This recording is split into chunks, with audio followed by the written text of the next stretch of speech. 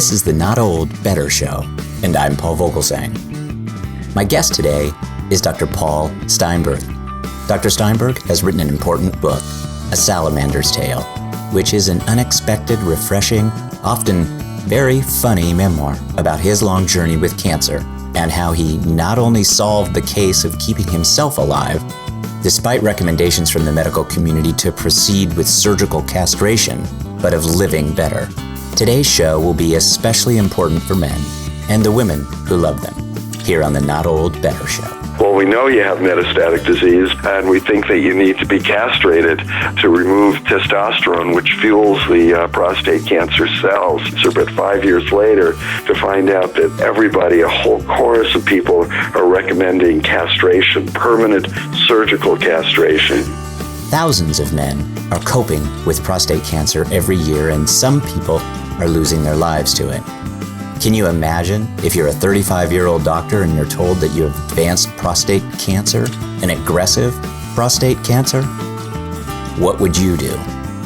Well, one doctor who got that diagnosis more than 30 years ago fought back, and he fought back in a big way. He is now one of our nation's longest living prostate cancer survivors. And he's written a really wonderful book about his journey. It's called A Salamander's Tale, and it's a play on words. And we're going to find out how. Throughout his fight with prostate cancer, Paul Steinberg was forced to take two simultaneous journeys. The first was to transition from doctor to patient and surrender his physical health to a medical establishment he knew from firsthand knowledge would be using approaches that would be outdated within a few years. The second was a spiritual journey. His search for a higher meaning in life sent him as far as walking over hot coals with Tony Robbins. Using the salamander as his role model, Steinberg, a college health and sports psychiatrist, takes a look at the evolution of the regenerative capabilities of cold-blooded vertebrates like the salamander, and at what we as humans have lost and gained in our warm-bloodedness. Dr. Steinberg also discusses how prostate cancer evolves and how prostate cancer changes with our age. The rule of thumb, it's a bit simplistic, is that if you're 50 years old, you have a 50% chance of having the disease, even if you're not aware of it. If you're 90 years old, a 90% chance of having it. But if you're 35 years old, you probably have a 35% chance of having it, even if you don't realize it until 5 or 10 years later. With wit and humor, Steinberg tackles lust and sex and ultimately time and death and the gods. Having lived longer than virtually anyone else with metastatic prostate cancer, he uses his knowledge as a doctor and experience as a patient to provide a story of endurance and perseverance, weaving a tale of grace, regeneration, and redemption. Just not the kind of regeneration and redemption that he or anyone else would expect. We think you've got metastatic disease, and well, we know you have metastatic disease, and we think that you need to be castrated to remove testosterone, which fuels the prostate cancer cells. And at that time, I said, geez, over my dead body. I have a line in an article that I wrote using Patrick Henry's notion, give me libido or give me death. You can find out more about Dr. Steinberg, his journey, and his thoughts about life, happiness, and living a full life at paulsteinbergmd.com. One of the fascinating components of that website is the cancer timeline and each step along Paul's amazing journey. Again, that's paulsteinbergmd.com. Today, join me in welcoming Dr. Paul Steinberg. Well, Paul, at 35, you were told you had aggressive prostate cancer, and for most of my listeners, that's a very young age. But now, 30 plus years later, you are, I read this, you're one of our nation's longest living prostate cancer survivors. I think that's how it was put. And you've written this really wonderful book about your journey, A Salamander's Tale. And we're going to talk about the book in just a minute. But Dr. Paul Steinberg, my guest today and author of the great book, joins us now. Paul, Welcome to the Not Old, Better Show. And if you would, maybe start by telling our audience a little bit about the disease and maybe especially take us back 30 years ago and give us a sense as to what we knew then about the disease versus what we know now about prostate cancer. Well, fortunately, Paul, we know a heck of a lot more than we did it's actually closer to 32 years ago now, since it's been a year or two since the book came out, or at least all the efforts to edit it and put it together were done. But 32 years ago, back in 1984, when I was first dealing with it, our understanding was quite primitive. And as you may know from reading the book, I was initially told that I might have just a 40% chance of living 5 years and as low as just a 15% chance of living 10 years. So we've now been able to take a very aggressive disease, a stone-cold killer, as I call it in the book, into something that's more a chronic illness, something that we can fortunately live with. It's not easy to live with, but man, it's better to live than to die. And so I'm very fortunate to be around and be able to talk about this experience and to hopefully inspire many other men and their partners in dealing with this or dealing with any kind of blows, any kind of losses, any kind of tragedies that any of us face. I think that's a good way of putting it. I think we all do face these challenges along our journey. It's fortunate for us, too, that you're still around to share this, Dr. Steinberg. I really value your perspective, and I think that when you first kind of learned about this, you fought back, and you fought back hard. I think that's a really interesting point in this process. But how common is it for men in their 30s to be diagnosed with prostate cancer? It's more common than one realizes. I've certainly encountered a number of people over the last 30 years who were diagnosed even in their late 20s, early 30s, even younger than I was at the time. And the rule of thumb, it's a bit simplistic, is that if you're 50 years old, you have a 50% chance of having the disease, even if you're not aware of it. If you're 90 years old, a 90% chance of having it. But if you're 35 years old, you probably have a 35% chance of having it, even if you don't realize it until 5 or 10 years later. I was fortunate to realize it pretty quickly. I was fortunate at the time I went to see my internist for my yearly physical exam, again at the age of 35, and just without our realizing it, just with a rectal exam, the prostate seemed harder than it should have been and malformed in a way that it shouldn't have been. And at that time, we weren't sure what it was. He recommended that I go to see a chairman of a well-known teaching hospital here in Washington, D.C. And the physician at that time, the urologist, told me, one thing we can be certain of is that you're too young to have prostate cancer. So it's got to be something else, some esoteric disease like a tuberculous prostate. Turned out he was completely wrong.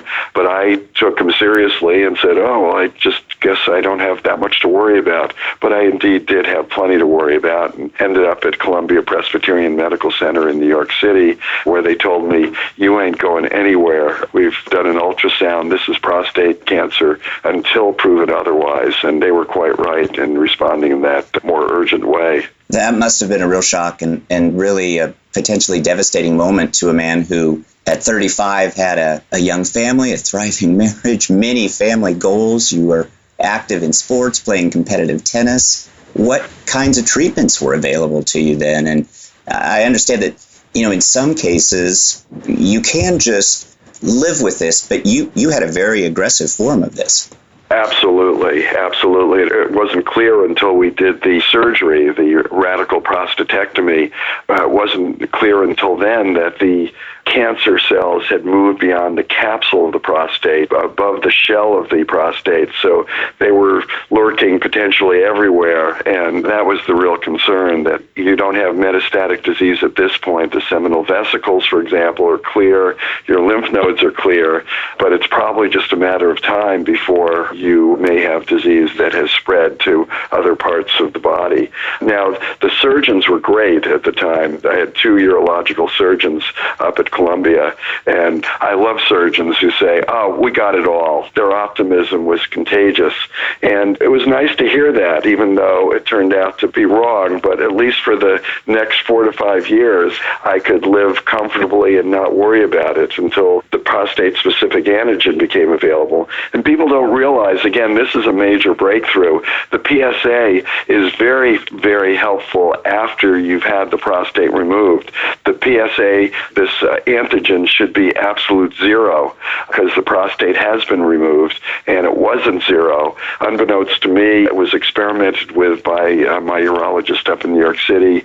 In 1988, it was 0.6, which nobody knew how to interpret. It should have, again, been totally zero. But a year later, it was 2.1, and that's what he called me and said, we've got this PSA. We don't know what to make of it. Nobody can really interpret it. We think you've got metastatic disease, and, well, we know you have metastatic disease, and we think that you need to be castrated to remove testosterone, which fuels the prostate cancer cells. And at that time, I said, geez, over my dead body. I have a line in an article that I wrote using Patrick Henry's notion, give me libido or give me death. I was very, very fortunate at the time. I was to think about how devastating it is first to get prostate cancer, but 5 years later to find out that everybody, a whole chorus of people, are recommending castration, permanent surgical castration. At that time, I took leave for a week or two from my office at Georgetown University. I was the associate director of the psychiatric service for students there for many years, then became the director ultimately. But at that time, I took a week or two off, sat down with my wife, Helen, and several of my friends. And one of my friends said, listen, you've always been really good at finding the best people to talk to about this. Get some real expertise. This is not a time to stop that practice now. So I happened to find a way to call a fellow named Gerald Murphy, who had developed the PSA a number of years ago. It was still being used experimentally, but he was now at the CDC, the Center for Disease Control in Atlanta. I somehow was able to reach him in the middle of the lunch hour, and I told him my story in a kind of frantic way. They're recommending castration immediately. He started chuckling, and I started thinking, this guy's really bozo, but it turned out he was chuckling because he pointed out we now know that the PSA can rise to 10, 20, 30 without any signs of palpable, visible disease. Go back to work, go back and help people as a psychiatrist, as a physician, and don't worry about yourself right now, and give it some time. We'll find some other answers over time. And that was the best piece of advice. It was a life-saving piece of advice for me, and I was very fortunate to have been able to reach him at the time. That was fortuitous, and I marveled at some of the creative steps that you took. I also really enjoyed in the book your sense of humor. This is a very serious subject, but you have a nice way of putting this in a very humorous manner with quotes from Robin Williams and others in the book that can really almost diminish some of these terms like, frankly, it's almost a barbarous way of referring to this chemical castration. You need almost a sense of humor to understand and deal with that. Absolutely. One of the points that I make and tell my friends about this is that prostate cancer is the ultimate cosmic joke for men. And as one reviewer pointed out, this book is at once raw, funny, profane, and uplifting. Mm-hmm. And those are great qualities for the book, and I often tell people that it's probably a good description of me as well. No, this is a cosmic joke, and, we think of people, say, foodies or wine tasters who suddenly lose their sense of smell and taste. It's devastating for them. Well, think about the males of our species suddenly losing their sexual function, their libido, their lust for life and for sex, their erectile capabilities, their fertility potentially with potential castration. I mean, this is what makes us human and what allows for survival of the species, and to lose all of these qualities is just absolutely potentially devastating. Oh, yeah. It was interesting for me to read, too, about the idea of this chemical castration treatment, that it involves really a testosterone component, and that testosterone seems to be very much in vogue in many areas of medicine right now, and there's a lot of controversy around it. The two products that, the testosterone gel, androgel, and Axiron, they seem to be, kind of the medicine du jour at the moment. But you kind of were dealing with this from very much a diagnosis standpoint, that this process, kind of this treatment plan of kind of a testosterone on again, off again kind of program was what you really needed. Yes. Paul, as you point out, there's all sorts of questions about people having low T, low testosterone, and needing androgel and these gel forms of testosterone. And there were initially some concerns that it might increase the possibility of prostate cancer. I think that's turned out not to be the case, that we men generally do very well with testosterone. If we need more because we have a low T, it seems to be okay. For me, once I developed the prostate cancer, then if the PSA is rising, if there's signs that I have this disease spreading to other parts of the body, then I have to go through periods of getting rid of the testosterone, because the testosterone does fuel the prostate cancer. Again, one of those cosmic jokes. But at the time, as I mentioned earlier, there was a chorus of physicians, including experts from the New England Journal of Medicine back in the late 80s, indicating that the sooner someone like myself gets permanent surgical castration and reduces all testosterone from my body, the longer I'll live. And that turned out to be an ideology, a viewpoint that was absolutely false. Again, I was very, very fortunate. I had this opportunity to go up to New York City when my PSA was rising. Some experts were recommending that I have a monoclonal antibody test up there. Monoclonal antibodies turn out to be very effective now in the 21st century, but back in 1989, they were very primitive and not very useful. And at the time, the physicians looked at the monoclonal antibody test and said that I've got prostate cancer throughout my body, particularly in lymph nodes along the carotid artery, and that they had a vascular surgeon waiting in the wings to actually dissect my carotid artery. Fortunately, I called my internist at the time and said that they're wanting to dissect my carotid artery. Should I let them do that? And my internist doesn't usually curse, but he said something to the effect, get the hell out of there before they kill you. And he was absolutely right. But fortunately, while I was up in New York City, I went over to Sloan Kettering to speak to another expert asking, what can I do besides castration? And he recommended a particular medication that's part of chemical castration, Casodex, which is actually used very commonly now, but it was experimental back in 1989, 1990. But he also mentioned, and he said, I've looked at your monoclonal antibody tests. We think you have really aggressive metastatic disease. So I don't recommend this particular thing that I'm going to tell you about, but there's a guy in Vancouver, British Columbia, who is recommending intermittent castration, where you go off a treatment for the metastatic disease for several months and then go back on the treatment. For 2 years you go off the treatment and then let the PSA rise and then go back on the treatment. But I don't recommend it because you have too aggressive disease. Well, I called this fellow, Nicholas Brukowski, in Vancouver, British Columbia, right away. He said, you're a perfect candidate for this. But because he was in Vancouver, British Columbia, sort of the Siberia of the Americas, nobody believed him. Turned out it's now become the de rigueur treatment for prostate cancer that's metastatic, that has spread. But at the time, I was just very, very fortunate, very lucky to have met him, go up to Vancouver, talk to him. He said, you're not ready for this treatment just yet. Let the PSA rise to about 8 or 9 or 10. It was at that time 2 or 3. Let it rise. You're sort of playing a joke with the prostate cancer cells. You're getting them excited about the testosterone that you're allowing to, and I'm getting excited myself sexually again, but we're getting the prostate cancer cells really excited. And then we remove the testosterone, and I sort of move myself from being a sexual being for about 6 to 8 months, but it's better than nothing. And then we bring the testosterone back 6 to 8 months later, and so the prostate cancer cells don't look for some other fuel, some other chemical, physiological substance in the body to fuel themselves. They have their own basic survival mechanism. They're going to survive no matter what. But we fool them, we trick them, and allowed me to survive, continue to survive over the last, again, 31, 32 years.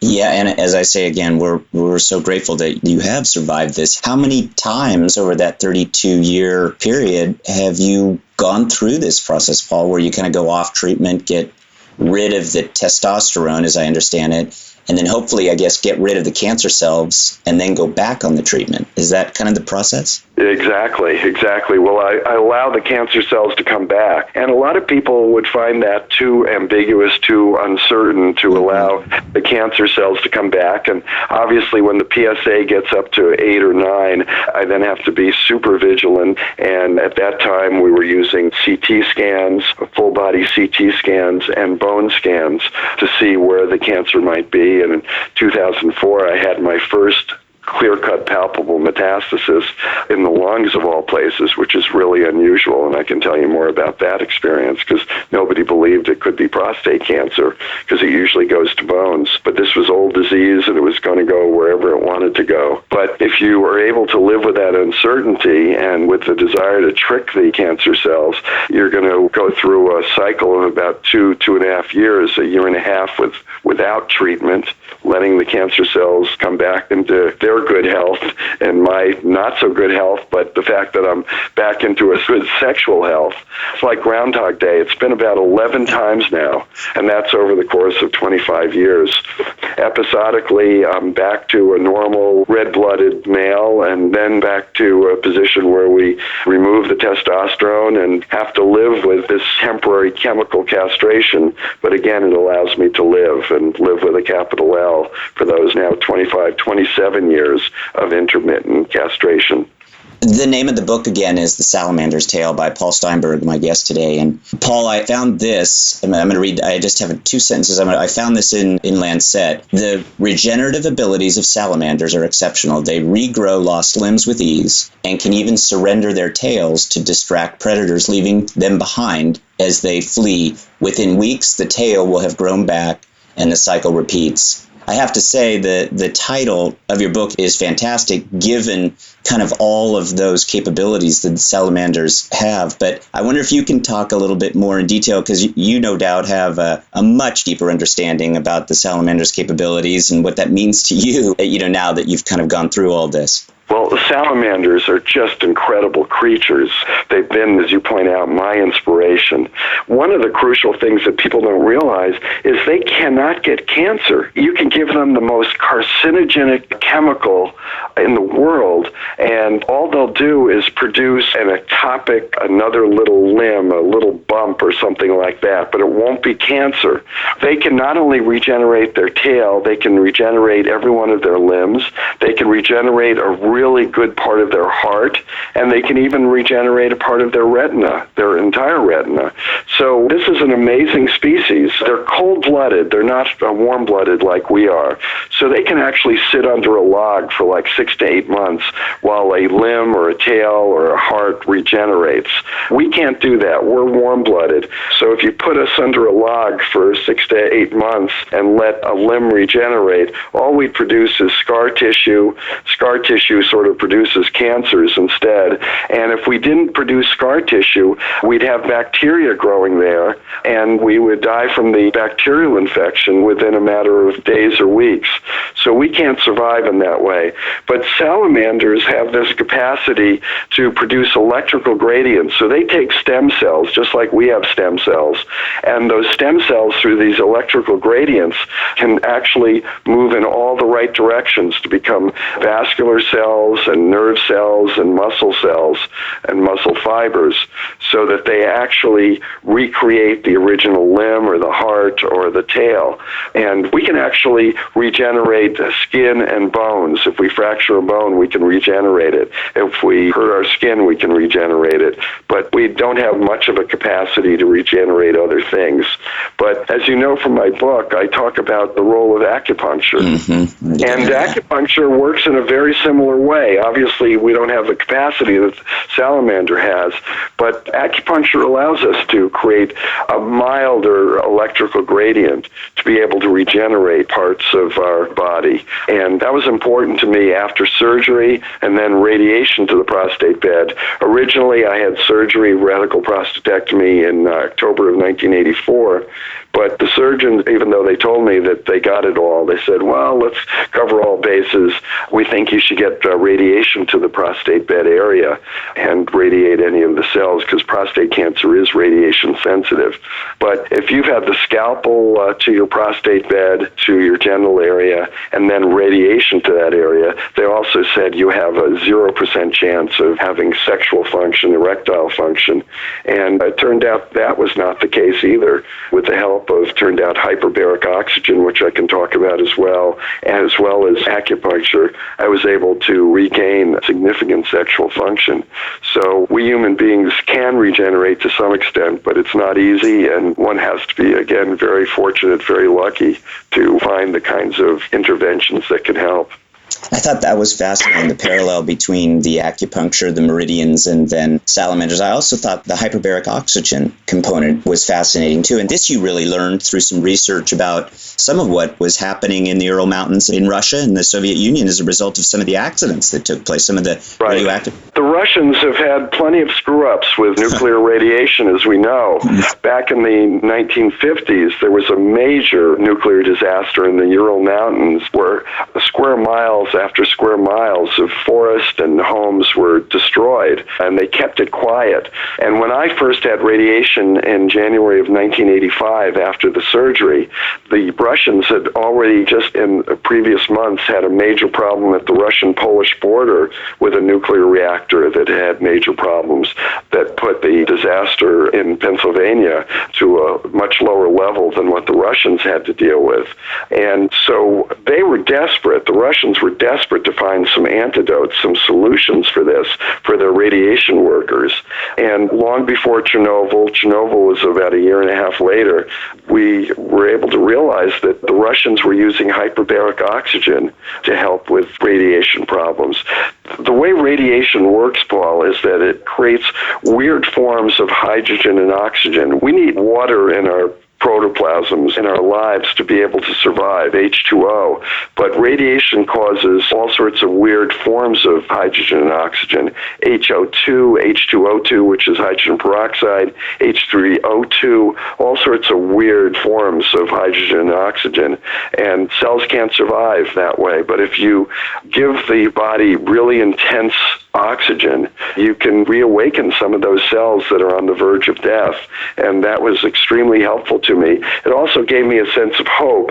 Even though it didn't work on a permanent basis, I was able to start getting erections back a few months later within a matter of days after hyperbaric oxygen.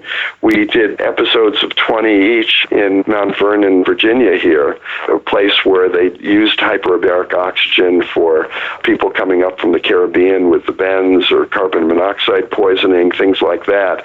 And the hyperbaric oxygen specialist at the time thought, geez, it would be interesting to apply this to radiation effects and radiation damage.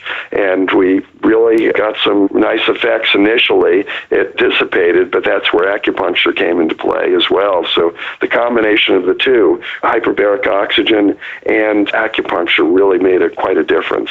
So there was hyperbaric oxygen, acupuncture. You also had some dietary things and even some exercise things that you were really doing to try to maintain and improve, kind of get beyond the pain. Right. Well, the changes in diet, at that time I just figured, hey, I have nothing to lose. It may be trying to close the barn door after the horses have already escaped, but it also gave me a sense that I at least had some control over the situation I was dealing with, give myself some hope, a sense of control. And there was some information, at least epidemiological data, that indicated that as bad as prostate cancer was in terms of its preponderance here in the United States, it was actually worse in Scandinavia and in Switzerland. And my wife and I had actually gone to Switzerland once with our daughters, and we realized that cows were everywhere. If you asked for tomato soup, it was essentially cream soup with a little bit of tomato, and milk and cream and dairy was just everywhere. So I sort of realized that there may be something in just the way that we eat, whether it's here in America or in the northern parts of the northern hemisphere. and probably the southern hemisphere as well, and that I could change the way that I ate, just going more to a Mediterranean diet. I call it oleo and alia, oil and garlic, more of a plant-based way of eating with fruits and vegetables, sort of oil and garlic, olive oil, essentially, and eating fish, but just staying away from land animals, whether it's through dairy or whether it's through eating the flesh of these animals. And there is some evidence, Paul, by the way, just recently, that when you look at African Americans, and they have a much higher incidence of prostate cancer than Caucasians do, but if you look at men in Louisiana versus men in North Carolina with prostate cancer, and now genetics may play a role, just a different genetics with Creoles in Louisiana, that there's a much lower incidence of prostate cancer among African Americans in Louisiana than in North Carolina. And the eating is different. In Louisiana, it's all seafood, shellfish. In North Carolina, it's mostly barbecued pork. And that may play a role, a significant role. At the time when I was dealing with this, there was an article in the New England Journal of Medicine indicating that there was a substance in land animals called oleolinoleic acid that seemed to be associated with prostate cancer. And so at the time I said, this is just more confirmation that I'm staying away from land animals. Turned out not to be necessarily something that was accurate, but that was an idea at the time. But I've been able to manage over the last 32 years now to just avoid anything related to land animals, to just eat Mediterranean-style fruits, vegetables, olive oil, and some fish. And for whatever reason, it's been okay. It's worked out well, but I can't prove that it's necessarily the way to go. But it's worked. You seem to really be coping well. And I guess my question is, will you do this routine and more the rest of your life? Well, I think there's some opportunities these days, as many of us are coming to realize that there are some new treatments out there, particularly efforts to enhance the immune system. So one of the things that I'm going to be starting very shortly is using a prostate cancer vaccine that's been around for probably 10 or 15 years. I wasn't really eligible for it until recently, and it's more available now. It's more complicated than your grandmother's old vaccine, the old Sabin Salk vaccine for polio. But this is a treatment for prostate cancer, a vaccine for prostate cancer. So that's something that I'm considering. And there are some immune system enhancing drugs, probably related to monoclonal antibodies. So we have come to see this with Jimmy Carter, for example, who had hepatic melanoma and with a spread to his brain, and it looked like he was a goner in his 90s, but they gave him a drug called Yervoy, ipilimumab, and the cancer cells disappeared, and his brain is functioning as good as normal, good as it was before. So that particular drug, Yervoy, ipilimumab, is even better with prostate cancer. So that's something for many of us with prostate cancer to consider. You know, back in 1989, 1990, Gerald Murphy, who subsequently passed away a couple of years later, who essentially saved my life by telling me that I should not go through permanent surgical castration, said, listen, just try to survive as long as you can. It's sort of like the NCAA tournament, just survive and move on. And if you survive, there may be some other things that come along that are going to be life-saving. And that may be the case with these immune therapy responses, particularly for prostate cancer.